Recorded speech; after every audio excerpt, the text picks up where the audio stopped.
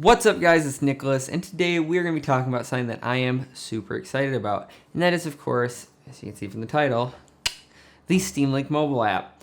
Basically, it lets you ditch your Steam Link hardware box. I mean, if you still want to play it on your TV, you should probably keep that, and just play it on your phone with a supported controller, Bluetooth, or an actual Steam controller, and play it like a mobile device. I don't have it actually loaded up right now. I actually have notes for the video.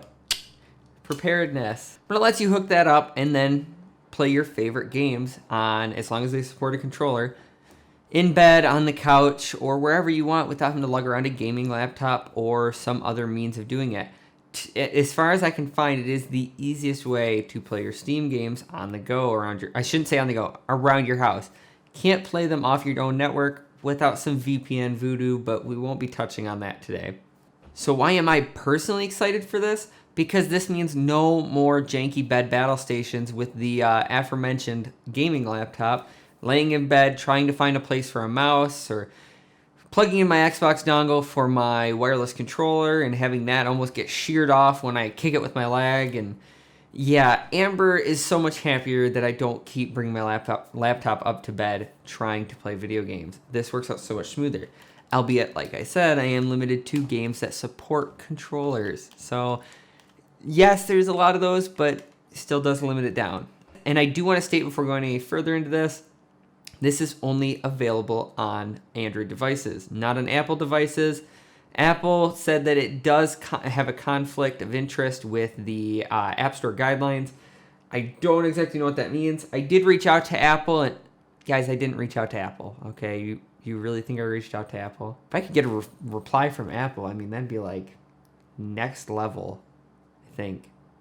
Maybe not. Hey, Apple. So wanting to try out this app, I went ahead and ordered controller. I didn't already have a compatible Bluetooth controller. It is worth noting that Bluetooth controllers, so newer Xbox controllers, to my knowledge, Steam Link controller and anything else that's a Bluetooth controller, is supported. I haven't come across anything that says specifically it's not supported, but I would do your research if you're picking up something that's kind of outside the norm. Just my warning. So besides the previously mentioned compatible Bluetooth controller and the not so previously mentioned compatible Android 5.0 or newer Android device, sorry guys if you're running an older Android device, what else does Steam Link app want you to have for this? Well, they recommend a 5 gigahertz Wi-Fi connection over a 2.4 gigahertz Wi-Fi connection, and that is because 5 gigahertz is not as crowded or not as overcrowded as 2.4 gigahertz. That is attributed to, obviously, 1, 5 gigahertz being newer, so not as many people have it, especially if they're running older routers, and 2, 2.4 travels a lot further. So all my neighbors around me, all their Wi-Fi connections are kind of bouncing off mine and kind of disrupting my signal integrity. Versus 5 gigahertz, if I go walk halfway across the yard, I can't even connect to my 5 gigahertz connection. So there is that. Maybe I'll make a video later on kind of going into the deeper dive details of what's the difference between the two. But yes, they recommend a 5 gigahertz connection. I tried the 2.4, and for me, at least here in the city, it didn't work well. It was very choppy, very lots of latency. It was not a good experience. So I went over to the 5 gigahertz connection. So on the topic of connections, how much bandwidth do you actually need to run the app? Smoothly, I should say. Well, there are 3 quality settings. Fast, balanced, and beautiful. Fast wants a connection of 10 megabits or better. Balanced wants 15 or better, hopefully. That's what it's looking for. And beautiful is a hopeful 30 megabits. Then, yeah. I was able to get beautiful to work when I was the only one home.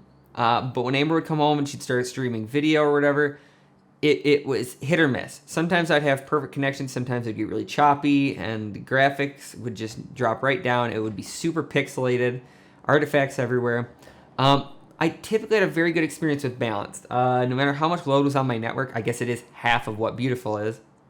But the big thing is, I never, even throughout the 3 settings, never noticed any huge amounts of latency. I was using the 5 gigahertz connection, but I didn't notice any huge amounts of latency, which for me would be the bigger problem rather than sometimes it looking pixelated. I can deal with some pixelation. I can't deal with me telling my character to go left, and then like 3 seconds later, like, I'm going to go left now.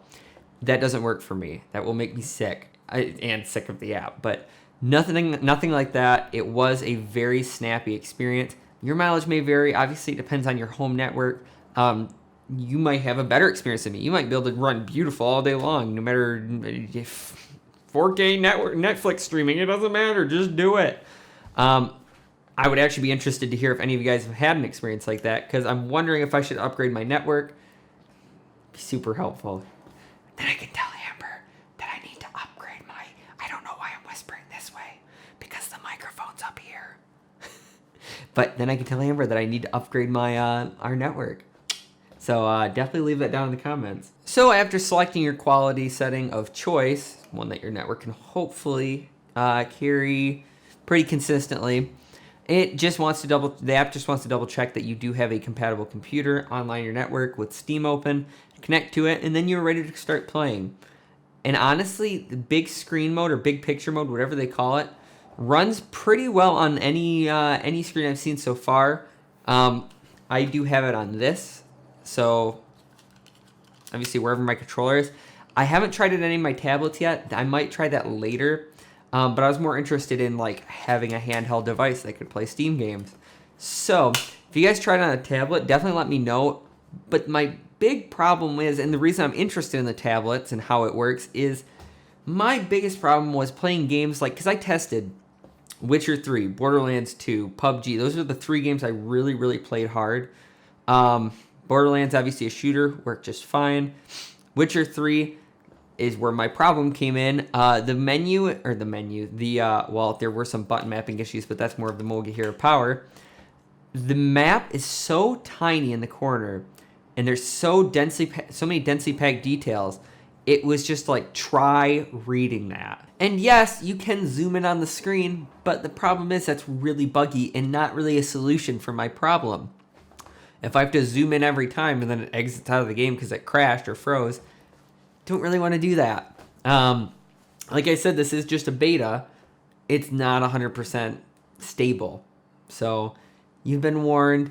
But yeah, I'm curious if on tablets, I would assume obviously you'd be able to see it better, but sometimes I have to sit there and squint, and I'm like, what is that on the map? Like, is that a marker for a dead enemy? And have to walk over and be like, there's no enemy here. There's no dead enemy. I can't loot anything.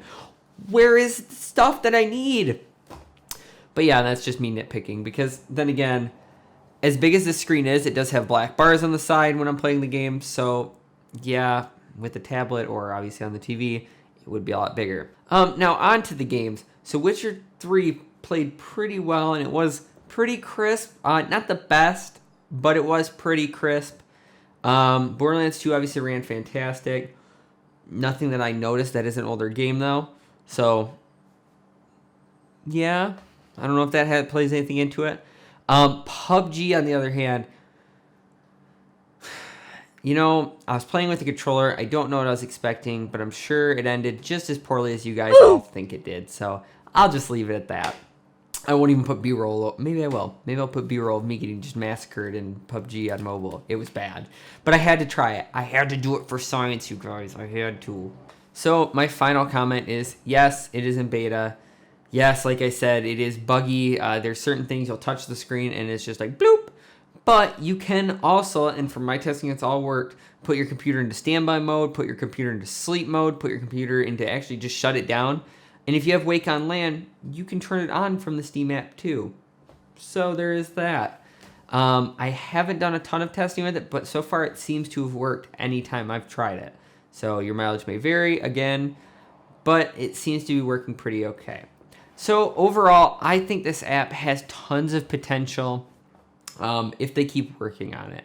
Obviously, like the 30 megabit, it's hopeful because obviously that's not doable for everybody. But yeah, other than that, I can't really think of any glaring flaws with it. Besides, like I said, it's just streaming what the game is sending it. So the fact that the minimap is super, super tiny isn't the game's fault.